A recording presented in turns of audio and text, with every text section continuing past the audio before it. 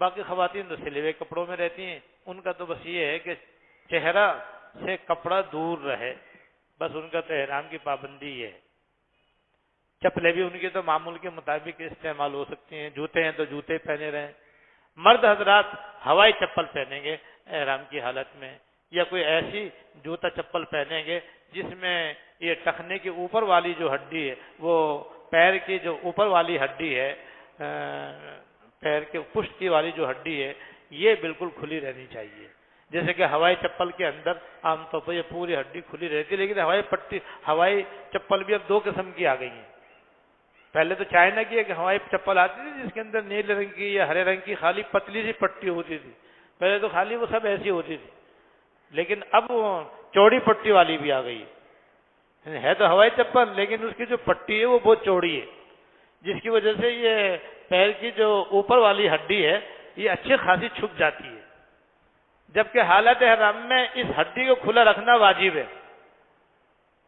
اسی لیے مردوں کو جوتا پہننے کی اجازت نہیں ہے حالت احرام کے اندر، لہذا وہ موٹی پٹی والی کوئی چپل استعمال نہ کرے مرد حضرات میں سے۔ ہاں پتلی پٹی والی جو ہے وہ استعمال کرنی چاہیے، اور وہ بھی آسانی سے دستیاب ہے، ملتی ہیں، وہ استعمال کریں۔ تو مرد حضرات چپل پہن لیں، اور اس کے لیے اسپیشل جوتا بھی بنا ہوا آ رہا ہے جس کے اندر یہ ہڈی کھلی رہتی ہے، اور ایڑی کی طرف تھوڑی سی رکاوٹ کے لیے کوئی چیز ہوتی ہے، اور آگے صرف انگلیوں کے اوپر ایک پٹی ہوتی ہے۔ تو ایسے بھی جوتے آج کل دستیاب ہے جو شوگر کے مریضوں کے لیے خاص طور سے زیادہ مفید ہیں، وہ استعمال کر لیں۔ اور اگر کسی کو اطمینان نہ ہو تو مجھے لا کر کے دکھلا لیں، میں آپ کو بتا دوں گا انشاءاللہ تعالی کہ آپ یہ استعمال کر سکتے ہیں یا نہیں کر سکتے ہیں، اور اگر نہیں کر سکتے ہیں تو کیا اس میں ترمیم کریں اور تبدیلی کریں کہ یہ آپ کے لیے قابل استعمال ہو جائے۔ مجھے دکھا کہ آپ اطمینان کر کے پہن لیں، لیکن اس کے اندر بہرحال درمیان کی ہڈی کا کھلا رکھنا واجب ہے، اس کا خیال رکھیں۔ لیکن خواتین کے لیے ہر قسم کا جوتا جائز ہے، اور وہ اپنے سلے ہوئے کپڑوں کے اندر ہی رہیں گی، اور اس طریقے سے ان کا بھی احرام بن جائے گا۔ اب خواتین سب کا عمرے کا احرام بن گیا بھائی۔ اب دونوں کی مشترکہ ذمہ داری یہ ہے کہ بلا تاخیر اپنا اپنا کتابچہ لے لیں۔ مردوں کا کتابچہ ہے حج و عمرہ، اور خواتین کا کتابچہ ہے خواتین کا حج۔ اس میں احرام کی حالت میں 3 قسم کی باتیں الگ الگ لکھ دی گئی ہیں: ممنوعات احرام، مکروہات احرام، احرام کی جائز باتیں، یہ الگ الگ لکھی گئی ہیں۔ اس کا آپ آج بھی مطالعہ کریں، کل بھی مطالعہ کریں، جانے سے پہلے بار بار مطالعہ کریں، اور احرام باندھنے کے بعد خاص طور سے مطالعہ کریں۔ اب مردوں کو بھی اور عورتوں کو بھی احرام باندھنے کے بعد جو باتیں حالت احرام میں ناجائز ہیں اور ممنوع ہیں، بس اب آپ کو ان کو پڑھ کر تازہ کر لیں، اور پھر حالت احرام میں بطور خاص ان سے اپنے آپ کو بچائیں۔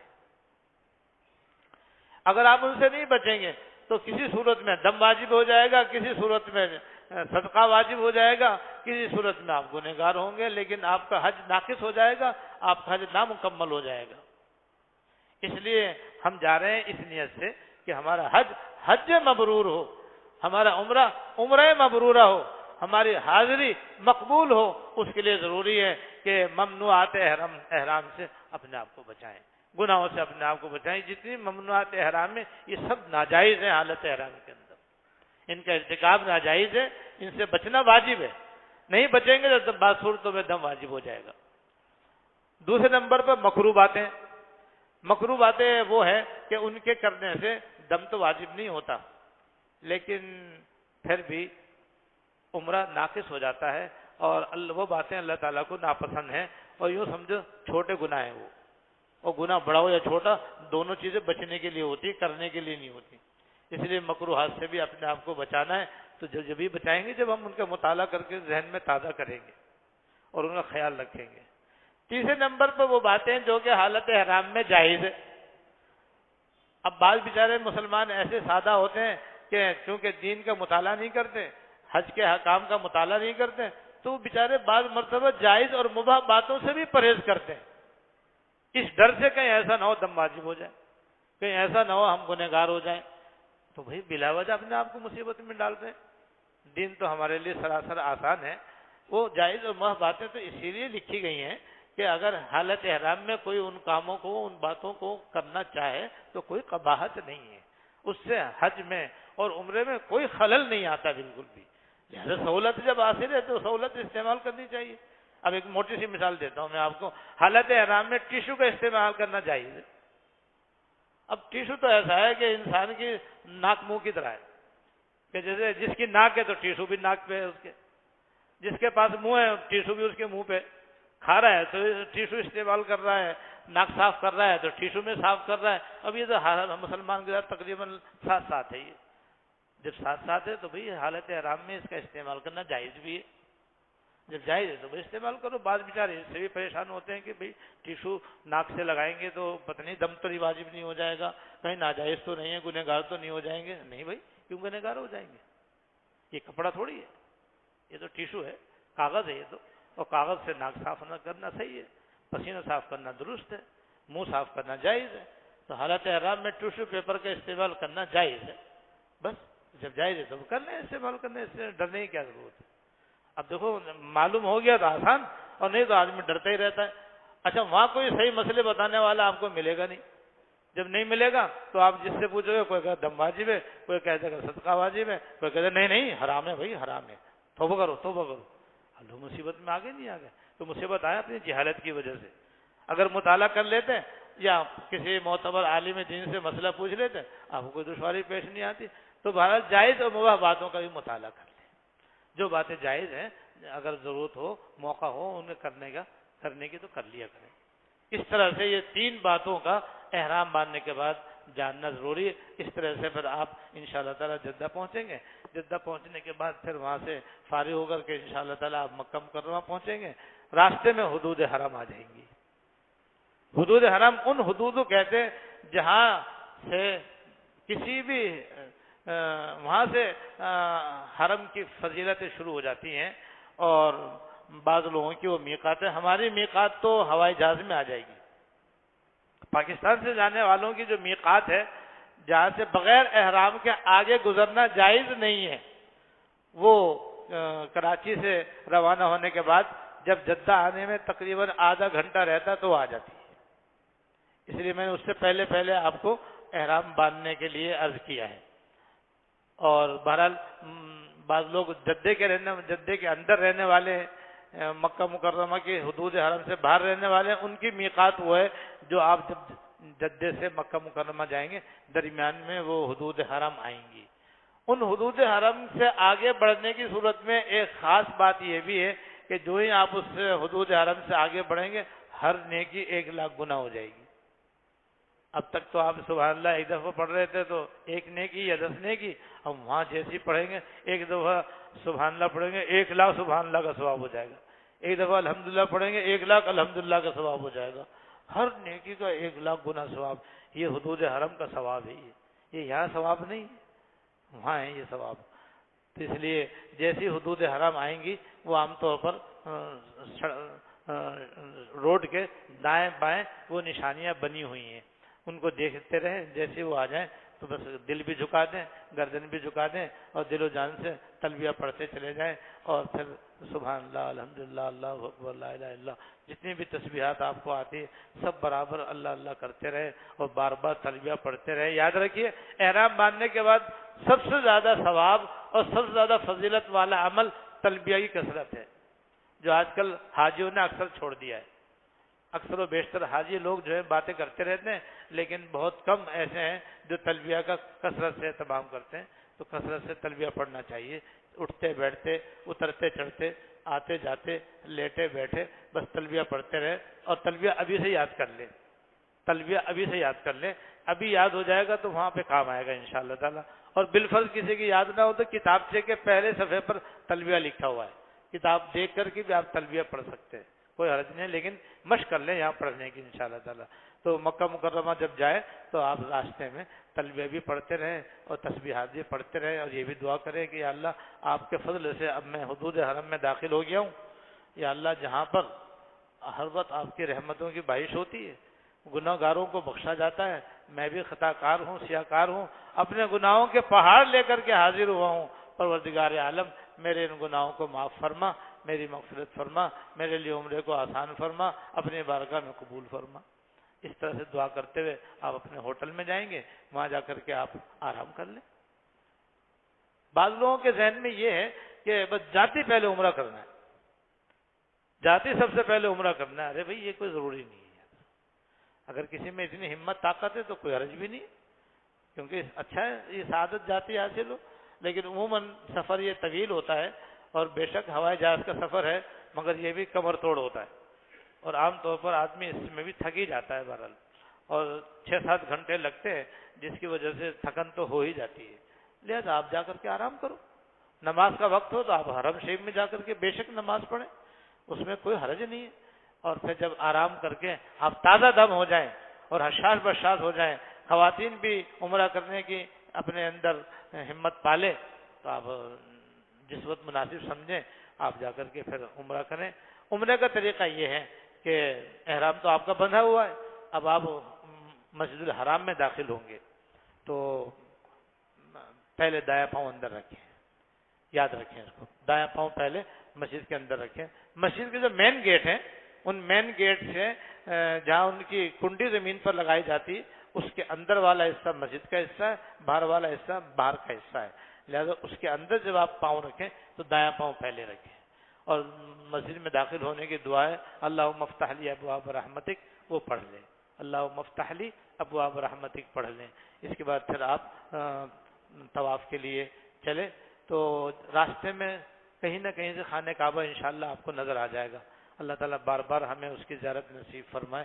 تو جیسے خانہ کعبہ نظر آ جائے، چاہے تھوڑا سا نظر آ جائے، بس آپ راستے سے ہٹ جائیں، راستے سے ایک طرف ہٹ کے کھڑے ہو جائیں، آنے جانے والوں کے راستے کو ہرگز نہ روکیں آپ، اس میں روکنے کی وجہ سے آپ گنہگار بھی ہوں گے، دوسرے آپ یکسوئی سے دعا بھی نہیں کر سکیں گے، اس لیے کہ آنے جانے والے آپ کو دھکا دے رہے ہوں گے اور آپ کے پاس سے گزر رہے ہوں گے، اور ہو سکتا ہے کہ پولیس والے بھی آپ کو وہاں سے ہٹا دیں، تو آپ کا ذہن الجھ جائے گا، لہذا آپ ایسی غلطی نہ کریں، بلکہ راستے سے ہٹ جائیں، ایک طرف دائیں طرف ہو جائیں، بائیں طرف ہو جائیں، ایسی جگہ کھڑے ہو جائیں جہاں کسی کے آنے جانے کا راستہ نہ ہو اور کسی کو کوئی اذیت اور تکلیف نہ ہو، تاکہ آپ یکسوئی سے بیت اللہ کو دیکھ کر کے اللہ تعالیٰ کی بارگاہ میں دعا مانگ سکیں۔ اس طرح ایک طرف کھڑے ہو کر کے اب آپ ہاتھ اٹھا کر کے 3 دفعہ اللہ اکبر کہیں، 3 دفعہ الحمدللہ کہیں، پھر 1 دفعہ لا الہ الا اللہ کہیں، اور کلمہ شہادت پڑھیں، اور پھر درود شریف پڑھیں، اور پھر دعا کریں۔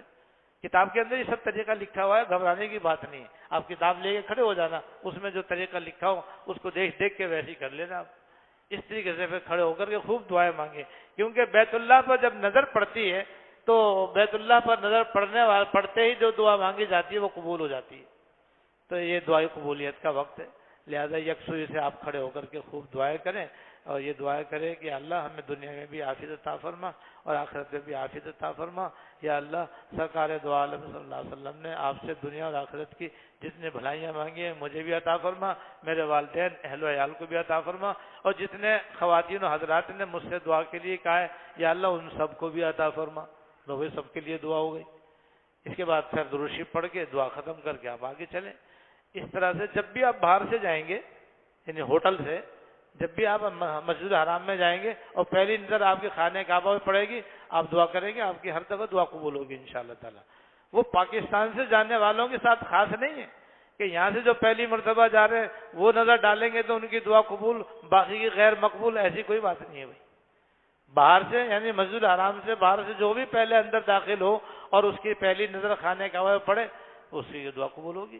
اب چاہے چلتے چلتے آپ دعا مانگ لو اور چاہے کھڑے ہو کے دعا مانگ لو، جب چاہے دعا مانگ لو، ہر مرتبہ دعا قبول انشاءاللہ تعالی۔ تو اس طرح سے پہلے دعا کر لیں، دعا کرنے کے بعد پھر آپ انشاءاللہ مطاف میں جائیں گے۔ مطاف کہتے ہیں اس جگہ کو جہاں طواف ہو رہا ہوتا ہے، جو خانہ کعبہ کی چاروں طرف جو صحن ہے اسے کہتے ہیں مطاف۔ اس مطاف میں بھی جب آپ قدم رکھ کر دعا کریں گے تو دعا قبول ہو جائے گی، کیونکہ مطاف بھی مقامات اجابت میں سے ہے، اور ان مقامات میں سے جہاں بندے کی دعائیں قبول ہوتی ہیں تو وہاں بھی دعا قبول ہوگی۔ اس کے بعد اب آگے بڑھیں گے اور خانہ کعبہ کے اس حصے کی طرف جائیں گے جہاں حجر اسود ہے۔ خانہ کعبہ کے 4 کونے ہیں، ایک کونے پر حجر اسود ہے، دوسرے کونے کو رکن عراقی کہتے ہیں، تیسرے کو رکن شامی کہتے ہیں، چوتھے کو رکن یمانی کہتے ہیں، رکن یمانی۔ تو رکن یمانی کے بعد خانہ کعبہ کے کونے پر حجر اسود لگا ہوا ہے، جس کے چاروں طرف چاندی کا کڑا لگا ہوا ہے۔ تو آپ اس حجر اسود کے والے کونے قریب جائیں گے۔ قریب جانے سے پہلے اب مرد حضرات اجتباء کریں گے بھائی، مرد حضرات اجتباء کریں گے۔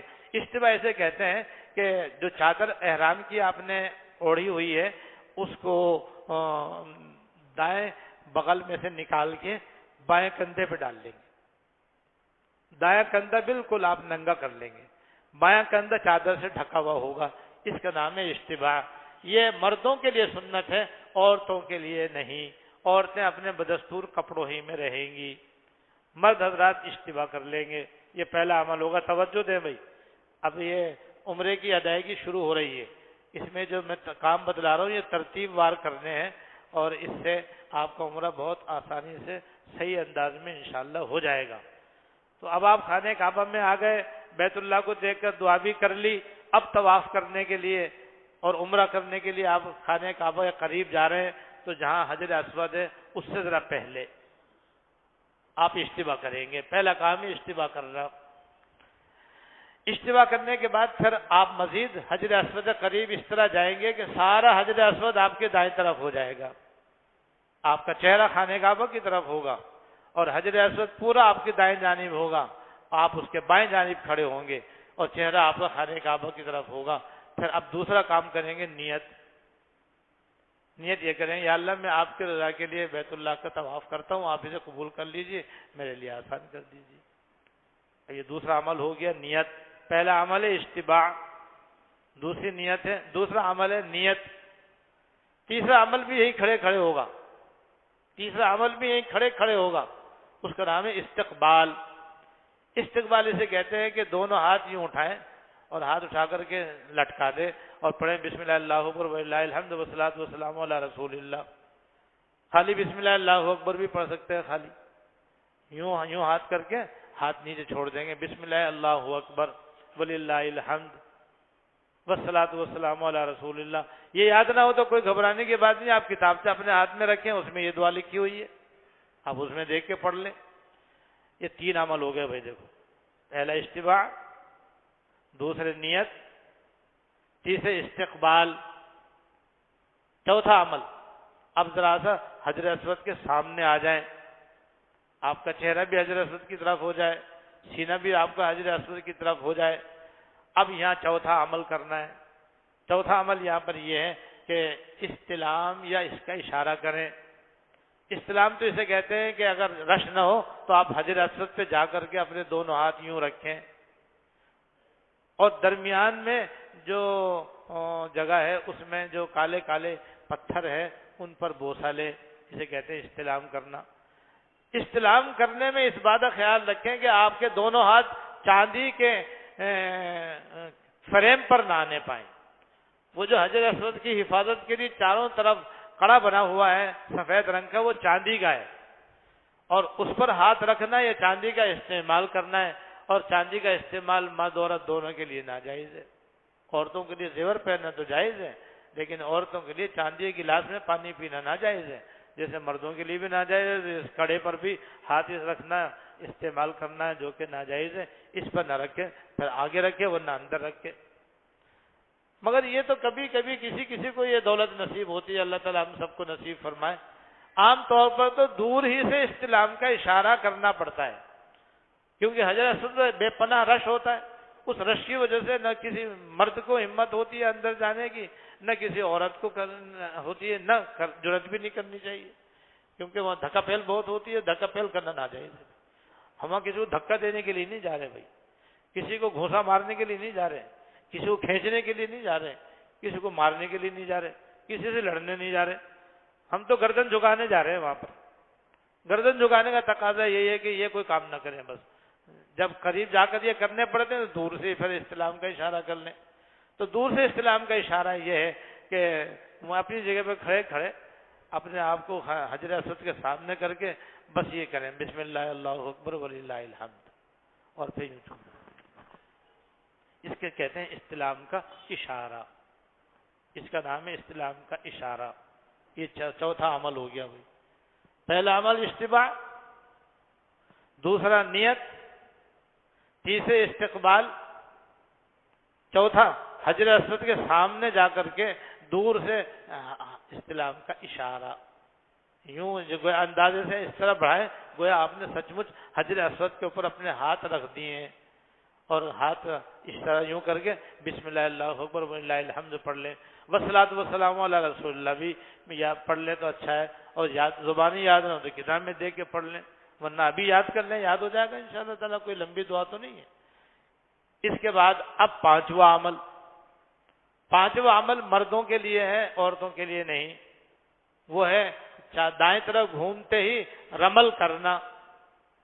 رمل کہتے ہیں دوران طواف مردوں کو طواف کے پہلے 3 چکروں میں اکڑ کے چلنا، پہلوانوں کی طرح سینہ تان کے اور قریب قریب پاؤں رکھ کے چلنا. جیسے پہلوان جب اکھاڑے میں اترتا ہے تو وہ 2-3 چکر لگاتا ہے اکھاڑے میں کشتی لڑنے سے پہلے تو وہ سینہ نکال کے اور جناب اکڑ کے چلتا ہے اور قریب قریب پاؤں رکھتا ہے، کندھے ہلاتا ہوا جاتا ہے. ایسے ہی مردوں کو عمرے کے طواف کے پہلے 3 چکروں میں احرام کی حالت میں 3 چکر اس طرح لگانے ہیں. لیکن اس میں شرط یہ ہے کہ جگہ ملے آپ کو ایسا کر کے چلنے کی. اگر رش کی وجہ سے جگہ نہ ملے تو پھر آپ معمول کے مطابق چلتے رہو. اور کبھی کبھی درمیان میں جگہ مل جاتی ہے. جیسے جب آدمی رکن عراقی سے آگے جاتا ہے تو رکن شامی پہ جا کے عموماً کیا کہتے ہیں رش کم ہو جاتا ہے اور مجمع کھل جاتا ہے، تو وہاں پر آدمی کو رمل کرنے کا موقع مل جاتا ہے. پھر رکن یمانی سے پھر مل کے چلنا شروع ہو جاتے ہیں، کیونکہ حجر اسود پہ جا کر کے تنگ ہو جاتے ہیں لوگ. تو جب نہ موقع ملے تو آپ چھوڑ دیں. تو طواف کے پہلے 3 چکروں میں رمل کرنا مردوں کے لیے سنت ہے، عورتوں کے لیے سنت نہیں. وہ معمول کے مطابق ہی چلتی رہیں. بس وہ تو جب حجر اسود کے پاس آئیں گی تو پھر اس طریقے سے بس ہاتھ سے اشارہ کر کے اور آہستہ سے وہ اپنی ہتھیلیاں چوم لیں گی، اور وہی دعا جو مرد پڑھیں گے وہ خواتین بھی پڑھ لیں گی. اس طریقے سے باقی جو چکر ہے اس کے اندر رمل نہیں ہے. باقی 4 چکر ہیں اس میں کوئی رمل مردوں کے لیے نہیں ہے. لیکن اشتباع 7 چکروں میں مردوں کے لیے مستحب ہے اور سنت ہے. اور اس طریقے سے جب 7 چکر پورے ہو جائے تو یاد رکھیے 7ویں چکر میں بھی پھر حجر اسود کا استلام کا اشارہ کرنا ہے، مردوں کو بھی اور عورتوں کو بھی.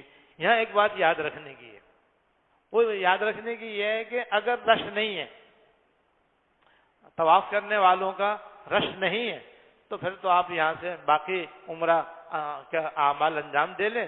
لیکن اگر رش بہت زیادہ ہے تو یاد رکھو سعی شروع کرنے سے پہلے بھی ایک مرتبہ خانہ کعبہ کا استلام کا اشارہ کرنا سنت ہے. وہ ابھی کر لیں کیونکہ رش کی وجہ سے پھر آپ کا یہاں پہنچنا بڑا مشکل ہوگا. حج میں بھی اس کو یاد رکھیں اور عمرے میں بھی اس کو یاد رکھیں کہ اگر آپ دیکھ رہے ہیں کہ بھئی طواف بہت ہی بھاری چل رہا ہے اور بہت ہی زیادہ اس میں رش ہے، تو پھر ایسی صورت میں آپ 8واں استلام کا اشارہ تو طواف کے لیے کریں گے، وہیں پہ دوبارہ پھر آپ یوں کر لیں استلام کا اشارہ صحیح کی نیت سے، تاکہ جب صحیح کرنا شروع کریں تو پھر آپ کو یہاں آنا نہ پڑے.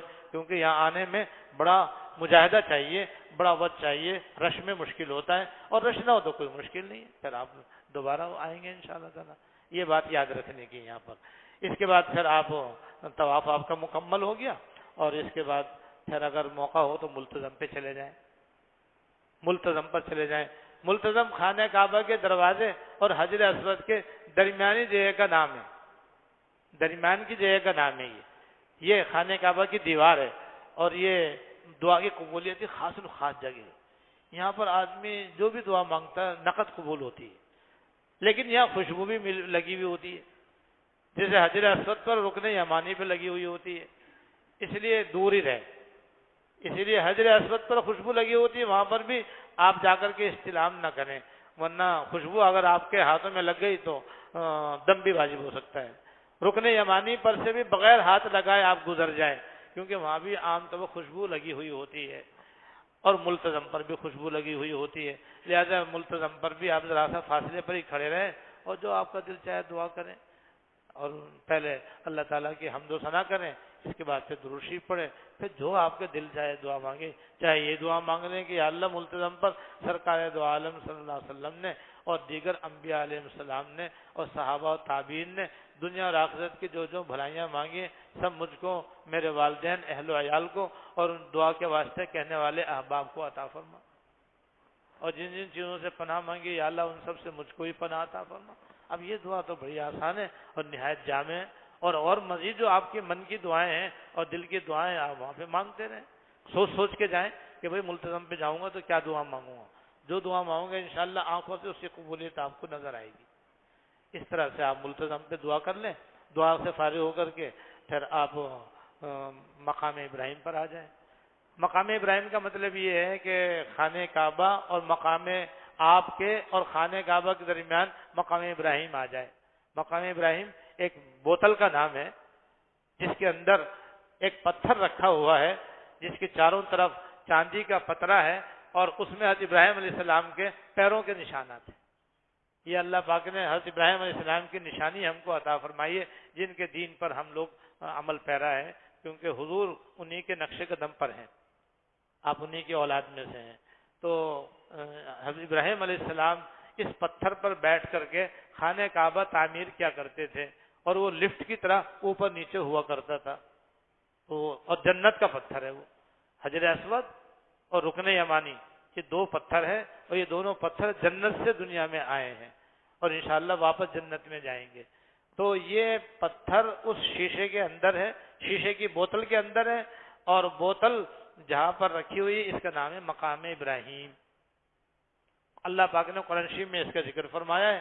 اس کے پیچھے دوگانے طواف ادا کیے جاتے ہیں، لیکن آپ نے دیکھا ہوگا کہ بعض لوگ اپنی نادانی کی وجہ سے بالکل اس کی جڑ میں ہی سر رکھنا ضروری سمجھتے ہیں، چاہے بلا سے طواف ہو رہا ہو اور ان کی طرف سے چاہے کسی کو کتنی تکلیف ہو۔ یہ جہالت کی بات ہے، نادانی کی بات ہے۔ آپ اس سے بہت دور، جہاں طواف نہ ہو رہا ہو وہاں پڑھیں گے، آپ جہاں طواف نہ ہو رہا ہو وہاں آپ جا کے یہ نفل پڑھیں گے، اور وہاں بھی جب پڑھیں گے جب آپ کو سہولت ہو اور آسانی ہو۔ بالفرض مسجد میں اتنا رش ہے کہ کہیں بھی وہاں پر جگہ نہیں مل رہی آپ کو، تو آپ خانہ مسجد الحرام میں کسی بھی جگہ آپ دوگانے طواف ادا کر سکتے ہیں، بلا کراہت آپ کے دوگانے طواف ادا ہو جائیں گے۔ تو جہاں سہولت ہو آپ وہاں دو رکعت واجب طواف پڑھ لیں، لیکن مکروہ ممنوع وقت دیکھ لیں۔ اگر مکروہ اور ممنوع وقت ہو تو آپ ادا نہ کریں، ورنہ ادا کر لیں۔ ادا کر کے اب زمزم پی لیں۔ وہاں خانہ کعبہ کے دروازے کے سامنے پہلے تو کنواں تھا، تو کنویں پہ جا کر پیا کرتے تھے، اب کنواں تو تہ خانے میں چلا گیا، طواف کی سہولت کے لیے اس کو بند کر دیا، تو اب سامنے انہوں نے نلکے لگا دیے زمزم کے پانی کے، آپ وہاں جا کر کے زمزم کا پانی سیر ہو کر کے پیئیں، سر پہ ڈالیں، جسم پہ ڈالیں اور پیروں کو دھوئیں، اور وضو کرنا چاہیں تو کر لیں، اور خوب چھک کے پئیں۔ چھک کے پیئیں گے بس آپ نے سمجھو 5 بوتلیں جو ہے نا آپ نے وٹامن کی چڑھا لی، ہر قسم کی کمزوری ختم، اور انشاءاللہ اگر آپ نے نیت کر لی کہ میری جسمانی روحانی بیماریاں ختم تو وہ بھی ختم انشاءاللہ تعالی۔ جس نیت سے آپ زمزم پیو گے وہی فائدہ آپ کو انشاءاللہ ہوگا۔ بھوک لگ رہی ہے، آپ بھوک مٹانے کے لیے زمزم کا پانی پئیں گے، آپ کی بھوک مٹ جائے گی۔ پیاس مٹانے کے لیے آپ پئیں گے تو پیاس مٹ جائے گی۔ آپ شوگر کی بیماری دور ہونے کی نیت سے پئیں گے، شوگر کی بیماری دور ہو جائے گی۔ جس نیت سے پیو گے، حدیث میں آیا کہ اللہ تعالیٰ نے وہی تاثیر اس کے اندر رکھی ہے، جس نیت سے پیو وہی فائدہ۔ آپ اس نیت سے پئیں گے کہ میرا حج قبول ہو، میرا عمرہ قبول ہو، وہ قبول ہو جائے گا انشاءاللہ تعالیٰ۔ تو بھائی خوب نیتیں کرو، اور 100 نیتیں کرو، 100 نیت کر کے 1 2 نہیں 10 20 گلاس پی لو، پھر دیکھو کیسا فائدہ ہوتا ہے انشاءاللہ تعالیٰ۔ زمزم پی لو، زمزم پی کے بیت اللہ کو دیکھ کر کے وہاں سے خوب دعائیں مانگو، اور دعا مانگنے کے بعد اب آپ کو صحیح کرنے کے لیے جانا ہے مروہ کے اوپر، صفا کے اوپر۔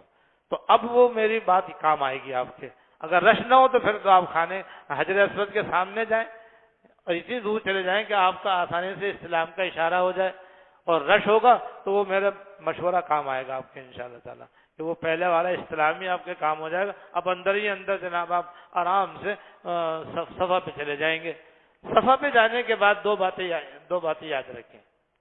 ایک تو یہ کہ اندازے سے آپ خانہ کعبہ کی طرف کھڑے ہو جائیں، وہاں سے خانہ کعبہ آج کل نظر نہیں آتا، پہلے نظر آتا تھا، اب نظر نہیں آتا تعمیر وغیرہ کی وجہ سے، آئندہ امید ہے انشاءاللہ نظر آئے گا۔ تو خانہ کعبہ کی طرف رخ کرنا ہے۔ دوسرے اوپر نہیں چڑھنا ہے، بہت زیادہ اوپر بہت زیادہ نہیں چڑھنا ہے۔ بیچارے بعض عمرہ کرنے والے اور حج کرنے والے یہ سمجھتے ہیں کہ جب تک کہ پہاڑی کے اوپر پاؤں نہیں رکھیں گے اس وقت تک گویا ان کے صحیح شروع نہیں ہو سکتی۔ تو آپ نے ویڈیو بھی دیکھ لی ہوگی کہ وہ ایک صاحب جناب کرسی سے شیشے توڑ رہے ہیں، وہ پتھر پہ جانے کے لیے اور صفا کی پہاڑی پہ چڑھنے کے لیے وہ شیشے توڑ کر اندر جا رہے ہیں۔ یہ تو جہالت کی بات ہے بھائی، یہ کس نے کہا اتنا اوپر چڑھنا ضروری ہے؟ وہ تو نشانی ہے، نشانی کے طور پر پہاڑی کو رکھا گیا ہے تاکہ معلوم ہو یہ صفا ہے یہ مروہ ہے۔ یہ حکم نہیں ہے کہ آپ اس پہ چڑھیں، چڑھنے کا کوئی حکم نہیں ہے، بس اتنی بلندی پہ آپ چڑھ جائیں۔ دوسری بات یہ کہ اتنی بلندی پہ آپ چڑھ جائیں جس سے آپ کو اندازاً خانہ کعبہ نظر آ سکے۔ بالفرض اگر کوئی تعمیر نہ ہوتی تو خانہ کعبہ نظر آتا، بس اتنا کافی ہے۔ اس میں سہولت بھی ہے ہمارے لیے، کیونکہ جتنا آپ اوپر چڑھو گے پھر اتنا نیچے بھی تو آپ اترو گے، پھر مروہ کے اوپر بھی اتنا چڑھو گے تو پھر اتنا اپنے آپ کو تھکانے کی کیا ضرورت ہے؟ تھکا تو خود رہے ہیں اور الزام دوسروں پر لگا رہے ہیں کہ صاحب عمرہ کرنا بڑا مشکل ہے۔ بھائی صحیح تو بالکل ہی آدمی بے دم کر دیتی ہے، تو بے دم تو تم نے اپنی نادانی سے اپنے آپ کو کیا ہے، ورنہ تو وہ تو دم والی صحیح ہے، بے دم والی نہیں ہے بھائی۔ ہاں تو خیر زیادہ اوپر نہیں چڑھیں اور اندازے سے خانہ کعبہ کی طرف رخ کر کے پھر وہی اللہ اکبر 3 دفعہ کہہ لیں، الحمدللہ کہہ لیں، چوتھا کلمہ پڑھ لیں، درود شریف پڑھ لیں، اب دعائیں کریں کیونکہ مروہ پر بھی دعائیں قبول ہوتی۔ اب یہاں بھی اپنی صدا لگاؤ اور بھیک مانگو، دنیا اور آخرت کی بھلائیاں مانگو اللہ تعالیٰ سے، اور وہ جو دعائیں میں نے ابھی بتائی ہیں وہ مانگ لیں۔ اس کے بعد اب نیت کریں، وہاں پر دعا کے بعد نیت کریں، یا اللہ میں آپ کی رضا کے لیے عمرے کے صحیح کرتا ہوں، آپ اسے قبول کر لیجیے، میرے لیے آسان فرما دیجیے۔ اس کے بعد پھر آپ چلیں۔ اس کے بعد جب درمیان میں جو سبز لائٹیں لگائی گئی ہیں چھت میں، پہلے وہ ستونوں کے اندر تھی، اب وہ چھت میں لگا دی گئی ہیں آسانی کے لیے، اور بڑے خوبصورت انداز میں لائٹیں لگائی گئی ہیں۔ بس آپ جہاں سے وہ شروع سے تھوڑی دیر پہلے 2-4 قدم پہلے سے آپ دوڑنا شروع کریں۔ یہ دوڑنے کا حکم صرف مردوں کو ہے، خواتین کو نہیں۔ خواتین اپنے معمول کے مطابق ہی چلتی رہیں گی، مرد حضرات درمیانی رفتار سے وہاں دوڑیں گے اور ہلکی رفتار سے وہاں پر دوڑیں گے، اور دوڑنے کے درمیان رب اغفر ورحم انت العز الاکرم یہ دعا پڑھتے رہیں گے۔ یاد نہ ہو تو کتابچے میں دیکھ لیجئے گا، اس کے اندر بھی الحمدللہ یہ دعا موجود ہے، اس کو مانگتے جائیں، چلتے جائیں۔ اس طریقے سے جہاں تک یہ سبز رنگ کی لائٹیں لگی وہاں تک مرد حضرات دوڑیں گے، خواتین نہیں دوڑیں گی۔ جب وہ لائٹیں گزر جائیں گی پھر آپ بھی معمول کے مطابق چلتے رہیں گے، اور پھر اسی طرح مروے پہ جا کر کے اندازے سے خانہ کعبہ کی طرف منہ کر کے لوگوں کے گزرنے کا راستہ چھوڑ کر کھڑے ہوں گے آپ، اور خانہ کعبہ کی طرف رخ کر کے پھر اسی طرح ہاتھ اٹھا کر دعا کریں گے، وہاں بھی دعا قبول ہوتی ہے۔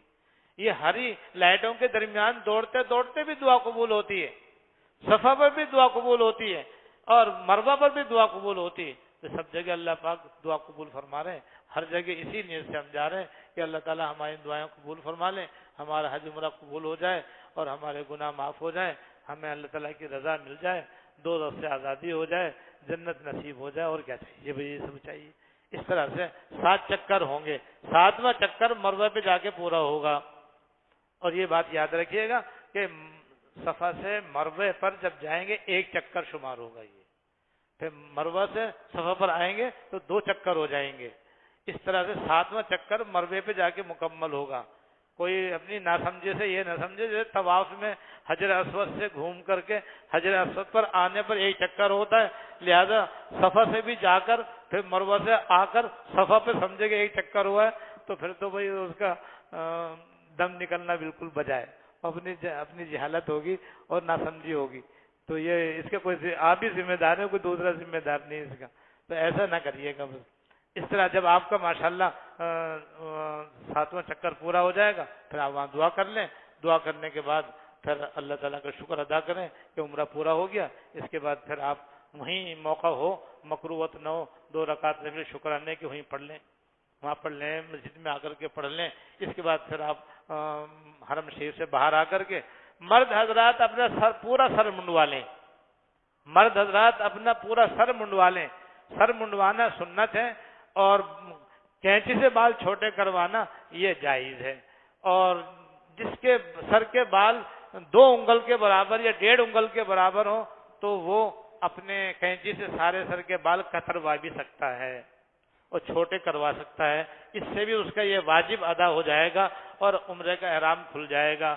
لیکن افضل اس کے حق میں بھی یہی ہے کہ وہ اپنے سارے سر کے بال کو منڈوائے، اور جس کے بال 1 انگل یا اس سے چھوٹے ہیں، 1 انگل یا اس سے چھوٹے ہیں یا 1.5 انگل سے چھوٹے ہیں، تو اس کے لیے تو سر منڈوانا ہی طے ہے بھائی، اس کے لیے کتروانے کی کوئی گنجائش نہیں ہے، یاد رکھیے، اس کو تو اپنے سر کے بال منڈوانے ہی پڑیں گے، جب تک نہیں منڈوائے گا واجب ادا نہیں ہوگا، اور جب واجب ادا نہیں ہوگا اس کا عمرے کا احرام نہیں کھلے گا۔ اس کے بعد جو جتنی بھی غلطیاں کرے گا ہو سکتا ہے کہ 1 سے زیادہ دم اس کے اوپر واجب ہو جائے اور گنہگار بھی ہو اور اس کا عمرہ بھی قبول نہیں ہوگا۔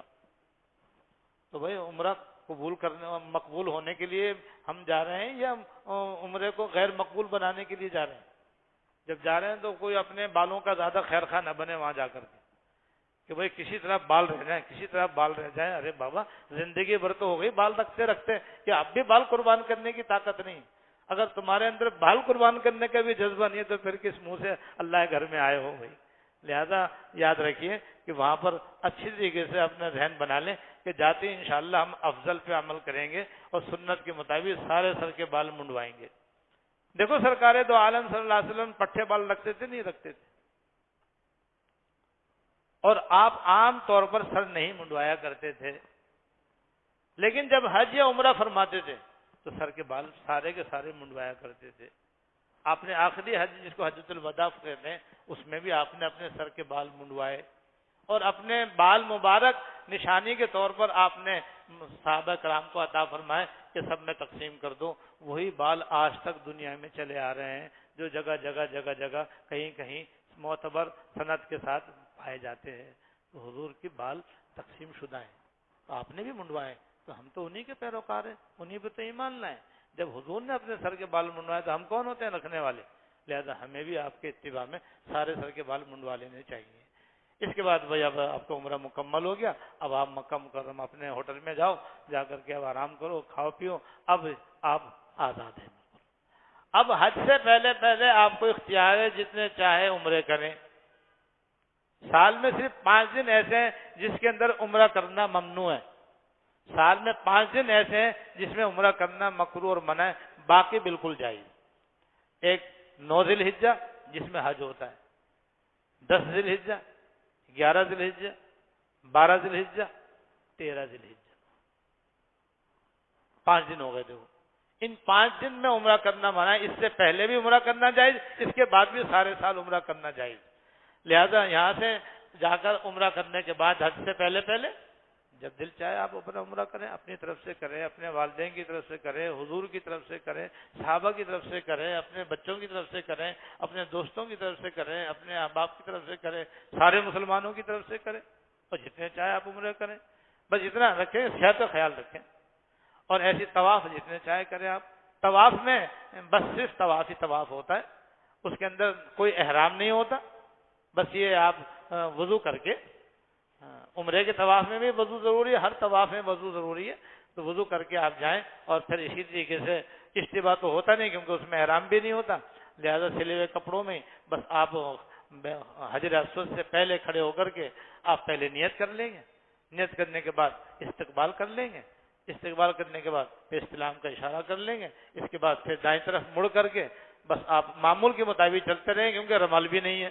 اشتباہ اور رمل احرام کی حالت میں ہوتا ہے، بغیر احرام کے یہ دونوں چیزیں نہیں ہوتی، لہذا پھر آپ 7 چکر خانے کعبہ کا لگائیں، اور موقع ہو تو ملتزم پہ چلے جائیں، پھر مقام ابراہیم کے پیچھے موقع ملے تو 2 رکعت واجب طواف پڑھ لیں، اس کے بعد پھر زمزم پی کے دعا کر لیں، بس یہ آپ کا طواف ہے، اور ایک طواف پہ بڑا ثواب ہے۔ عمرہ، طواف اور حج یہ ایسی عبادت ہے جو بیت اللہ کے علاوہ دنیا میں کہیں نہیں ہو سکتی، اس لیے یہ جو مخصوص عبادتیں ہیں حسب طاقت حسب سہولت یہ زیادہ سے زیادہ کریں، باقی پھر جو ایام ہیں وہ بھائی ذکر اللہ میں گزاریں، صبح شام کی تسبیحات پڑھیں، جیسے استغفار کی، درود شریف کی ایک تسبیح، استغفار کی تسبیح، درود شریف کی تسبیح، سبحان اللہ، الحمدللہ، اللہ اکبر، لا الہ الا اللہ، کی تسبیح، سبحان اللہ و بحمدہ سبحان اللہ العظیم کی تسبیح، ہو سکے تو ایک قرآن شریف ختم کر لیں، اور 5 نمازیں با جماعت مسجد الحرام میں ادا کرنے کا اہتمام کریں، اور کوشش کریں کہ آپ خانہ کعبہ میں ایسی جگہ بیٹھیں جہاں سے آپ کو بیت اللہ نظر آتا رہے، اس لیے کہ بیت اللہ کو دیکھنا بھی عبادت ہے، جیسے کلام پاک کو دیکھنا عبادت ہے، پڑھنا عبادت ہے، سننا عبادت ہے، سمجھنا عبادت ہے، عمل کرنا تو عبادت ہے ہی، ایسے بیت اللہ کو دیکھنا بھی عبادت ہے۔ حدیث میں آتا ہے کہ اللہ تعالیٰ کی اس پر روزانہ 120 رحمتیں نازل ہوتی ہیں، 60 نماز پڑھنے والوں کو ملتی ہیں، 60 نماز پڑھنے والوں کو ملتی ہیں، 40 طواف کرنے والوں کو ملتی ہیں، اور 20 دیکھنے والوں کو ملتی ہیں۔ اس طرح سے 20 رحمتیں صرف بیت اللہ کے دیکھنے والے کو اللہ تعالیٰ عطا فرماتے ہیں۔ تو جہاں بیٹھیں گے آپ کو اللہ کی رحمتیں ملتی رہیں گی، اور بیت اللہ کو دیکھ کر جو دعا مانگیں گے وہ قبول بھی ہوتی رہے گی۔ اور نیز بعض تابعین نے فرمایا کہ بیت اللہ کو دیکھنے کا ثواب رات بھر عبادت کرنے والے سے اور دن بھر روزہ رکھنے والے سے بہتر ہے۔ اور بیت اللہ کو دیکھنے سے آدمی گناہ ایسے مٹتے ہیں جیسے کہ موسم خزاں میں درخت کے پتے جھڑتے ہیں۔ تو بیت اللہ کو دیکھنا عین عبادت ہے، لہذا دور بیٹھ کر اگر آپ خانہ کعبہ کو دیکھتے رہیں گے تو مفت میں آپ کو عبادت کا ثواب ملتا رہے گا۔ اس طرح سے صدقہ کریں، خیرات کریں، اور خاص خاص زیارتوں کی جگہ بھی ہیں مکہ مکرمہ کے اندر، جیسے جبل ثور۔ جبل ثور میں ایک غار ثور ہے جس میں ہجرت کے وقت سرکار دو عالم صلی اللہ علیہ وسلم اور حضرت صدیق اکبر رضی اللہ تعالیٰ نے 3 دن وہاں پر قیام فرمایا تھا۔ اور جبل نور ہے، اس کے اندر غار حرا ہے۔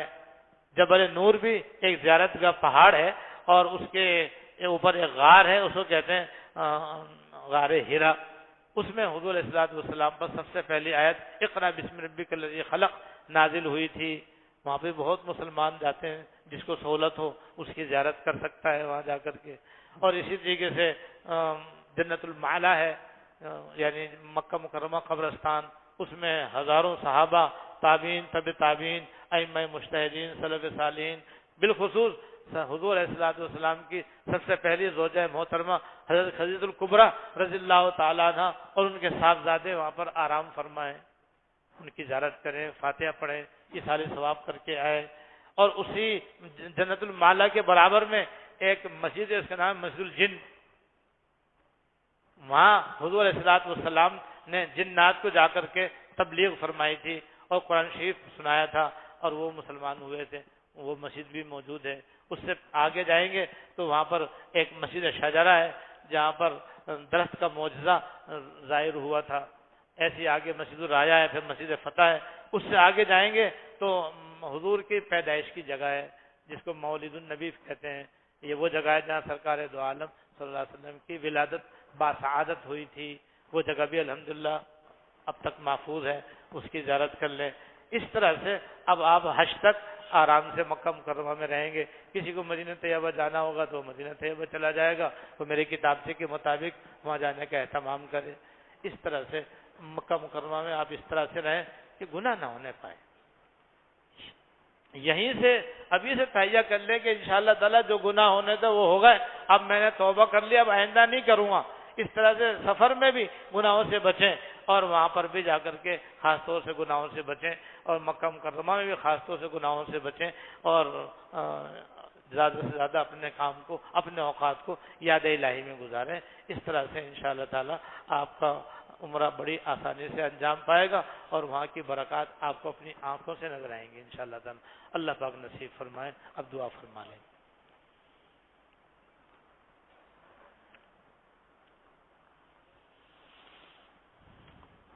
آپ کا پروگرام ہے، بس میں ختم کروں، دعا تو نہیں کرنی؟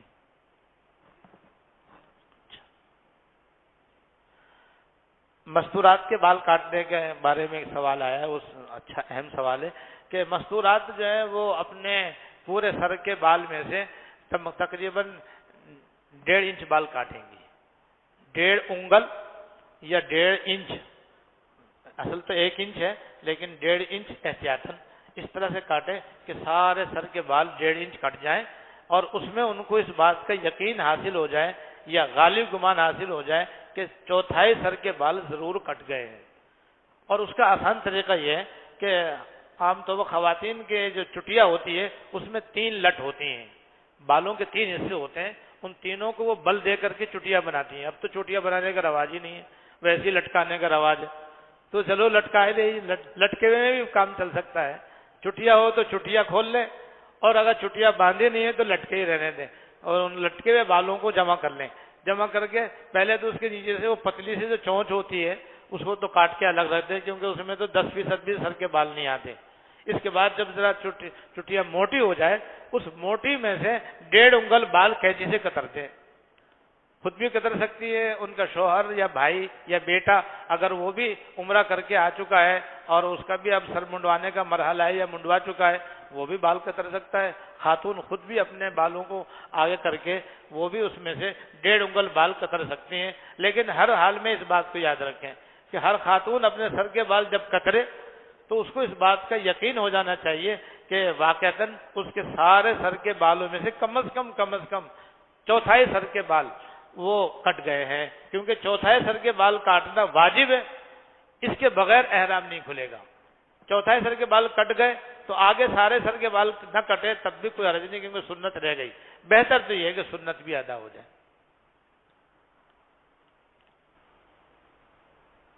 دعا کرو مانا اللهم لك الحمد لا نحصي ثناء عليك انت كما اثنيت على نفسك اللهم لك الحمد لا نحصي ثناء عليك انت كما اثنيت على نفسك اللهم صل على سيدنا مولانا محمد وعلى آل سيدنا مولانا محمد وبارك وسلم ربنا ظلمنا انفسنا وان لم تغفر لنا وترحمنا لنكونن من الخاسرين ربنا ظلمنا انفسنا وإن لم تغفر لنا وترحمنا لنكونن من الخاسرين ربنا آتنا في الدنيا حسنة وفي الآخرة حسنة وقنا عذاب النار ربنا آتنا في الدنيا حسنة وفي الآخرة حسنة وقنا عذاب النار ربنا هب لنا من أزواجنا وذرياتنا قرة أعين واجعلنا للمتقين إماما ربنا هب لنا من أزواجنا وذرياتنا قرة أعين واجعلنا للمتقين إماما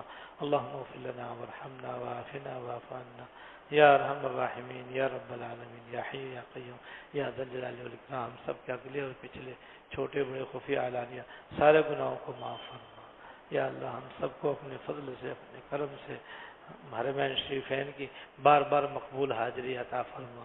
یا اللہ بار بار مقبول حاضری عطا فرما۔ یا اللہ اپنے کرم اور اپنے فضل سے ہم سب کو حج مبرور اور عمرہ مبرورہ بار بار نصیب فرما۔ یا اللہ بار بار نصیب فرما، اپنی مرضیات پہ چلنے کی توفیق عطا فرما۔ یا اللہ سفر حج میں جو آداب اور جو احکام بیان کیے گئے ہیں ان کو یاد رکھنے، سمجھنے اور عمل کرنے کی توفیق عطا فرما۔ یا اللہ ہمیں حج کا عمرے کا سفر بھی سنت کے مطابق کرنے کی توفیق عطا فرما، اور جو آداب اور احکام سفر حج کے بتلائے گئے ہیں سب کو ادا کرنے کی توفیق عطا فرما۔ وہاں پہنچ کر کے بھی سنت کے مطابق اور معتبر کتاب کے مطابق عمرہ انجام دینے کی توفیق عطا فرما، عمرہ ادا کرنے کی توفیق عطا فرما، عمرہ کرنا ہمارے لیے آسان فرما۔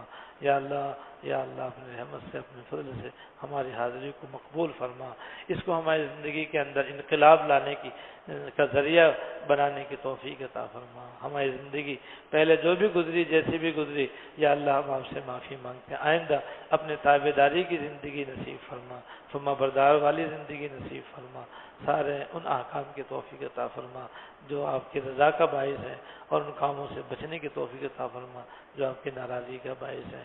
اس سفر حج میں یا اللہ ہمارے ذات سے کسی انسانوں کو تکلیف نہ پہنچے، یا اللہ اس کا اہتمام کرنے کی توفیق عطا فرما کہ ہم سے کسی کو کوئی ادنیٰ تکلیف نہ پہنچے، ہر ایک کو ہم سے راحت ملے، سہولت ملے، آسانی ملے۔ یا اللہ سہولتیں سب کے لیے اور ساری صحبتیں ہم اپنے لیے رکھیں اور برداشت کریں۔ یا اللہ اس کی توفیق عطا فرما۔ یا اللہ عافیت عطا فرما، راحت عطا فرما، ہر خیر عطا فرما۔ سرکار دو عالم صلی اللہ علیہ وسلم نے آپ سے اس موقع پر جتنی دعائیں مانگی ہیں ہمیں ہمارے حق میں بھی قبول فرما، ہمارے اولاد کے بھی حق میں قبول فرما، جن جن چیزوں سے پناہ مانگی ان سب سے بچنے کی توفیق عطا فرما۔ ربنا تقبل منا انك انت السميع العليم وتب علينا انك انت التواب الرحيم۔ صلی اللہ تعالی علی النبی الکریم محمد وآلہ وصحبہ اجمعین، آمین برحمتک یا ارحم الراحمین۔ ایک مسئلہ مجھے ابھی دعا کے دوران یاد آ گیا جس کے تعلق خواتین سے ہے کہ بعض خواتین احرام کی حالت میں اپنے سر پر سفید رومال باندھنا ضروری سمجھتی ہیں، اور اتنا ضروری سمجھتی ہیں کہ وضو کے اندر بھی وہ اسی کے اوپر مسح کر لیتی ہیں، اور یہ سمجھتی ہیں کہ یہ ہمارا احرام ہے، اگر یہ کھل گیا تو ہمارا احرام کھل جائے گا۔ تو بھئی یہ غلط ہے بالکل۔ یہ سفید رومال خواتین کو اپنے سر پر حالت احرام میں باندھنا کوئی ضروری نہیں ہے، اور احرام سے اس کا کوئی تعلق نہیں ہے۔ اس کا مقصد تو صرف یہ ہوتا ہے کہ سر کے بال حالت احرام میں اگر ٹوٹیں تو اس رومال کے بندھنے کی وجہ سے ٹوٹنے نہ پائیں، گرنے نہ پائیں، بس اس مقصد کے لیے یہ باندھا جاتا ہے۔ یہ ہرگز احرام نہیں ہے، اور اس پر مسح کرنا قطعاً غلط ہے۔ اگر کسی نے اپنے بالوں کی حفاظت کے لیے رومال باندھا ہو، وضو کے وقت کھولنا ضروری ہے، سر پر مسح کرنا لازم ہے، اس کے بغیر وضو نہیں ہوگا، وضو نہیں ہوگا تو نماز بھی نہیں ہوگی، یاد رکھو، لہذا اس کو خیال میں یاد رکھیں۔